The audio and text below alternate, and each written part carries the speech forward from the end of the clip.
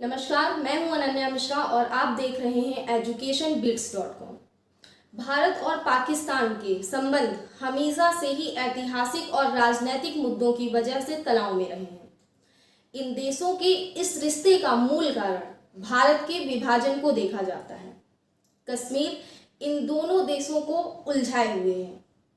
इस विवाद के कारण इन दोनों देशों के बीच कई बार सैनिक समझौता और युद्ध भी हो चुका है, जबकि दोनों ही देश भारत की अर्थव्यवस्था, भूगोल, इतिहास, सभ्यता से जुड़े हुए हैं।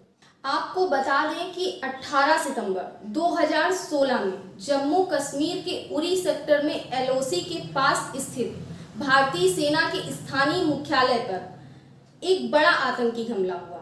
इस हमले में भारत के 18 जवान शहीद हुए। सैन्य कार्रवाई में सभी 4 आतंकवादी भी मारे गए। ये जो हमला था, ये 20 वर्षों में किया गया सबसे बड़ा हमला था।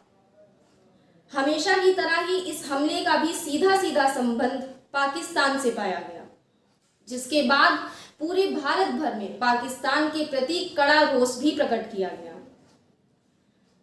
इसी के साथ ही भारत सरकार ने पाकिस्तान के खिलाफ कई अप्रत्याशित कदम उठाए, जिसके बाद इन दोनों देशों के संबंधों में और अधिक बिखराव आया। संयुक्त राष्ट्र में भारत की विदेश मंत्री ने आतंकवाद का पोषण करने वाले देशों की निंदा की।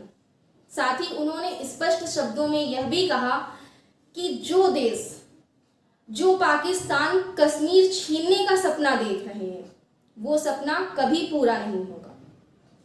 प्रधानमंत्री नरेंद्र मोदी के एक बयान में खून और पानी साथ साथ नहीं बह सकते, इसके साथ ही सिंधु जल संधि की समीक्षा शुरू हो गई। पाकिस्तान ने इसे युद्ध कार्यवाही बताया और भारत के खिलाफ परमाणु बम उपयोग करने की धमकी तक दे डाली। संधि रद्द होने के डर से पाकिस्तान ने विश्व बैंक का दरवाजा खटखटाया, जिसके बाद भारत ने नवंबर 2016 में होने वाले इस्लामाबाद में होने वाले द6 शिखर सम्मेलन आयोजन का बहिष्कार किया। वहीं अफगानिस्तान, भूटान, बांग्लादेश ने भी भारत के इस बहिष्कार का समर्थन किया।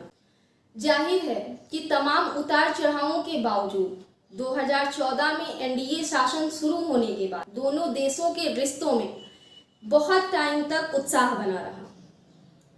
यहाँ तक कि प्रधानमंत्री नरेंद्र मोदी नवाज शरीफ के परिवार में हो रही शादी में बिना औपचारिक निमंत्रण के पहुंचे। ऐसे रिश्तों की गर्मजोशी का सबूत कूटनीतिक हलकों में याद रखने लायक है। यहाँ तक कि 2016 में हुए पठानकोट के हमले के बाद भी दोनों सरकारों में ये समझ बनी रही कि कुछ नॉन स्टेट एक्टर हैं जो किसी भी कीमत पर भारत पाकिस्तान के संबंधों को खराब रखना चाहते हैं।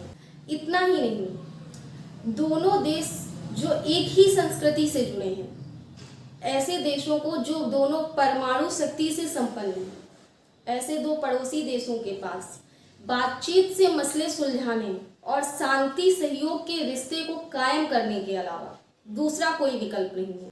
इसलिए युद्ध में उतरने की हद तक जाने के बाद भारत और पाकिस्तान को बार बार वार्ता की मेज पर वापस आना पड़ता है और यह क्रम कई बार दोहराया जा चुका है। इसमें कुछ खास हो सकता है तो सिर्फ यह कि इस बार दोस्ती करने की नहीं, बल्कि उसे टिकाने की तरकीब ढूंढी जाए।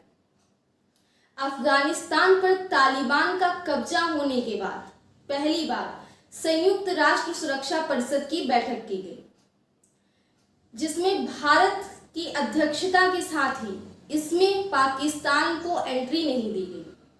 पाकिस्तान को एंट्री ना मिलने के बाद सिर्फ पाकिस्तान ही नहीं बल्कि चीन भी बौखलाया है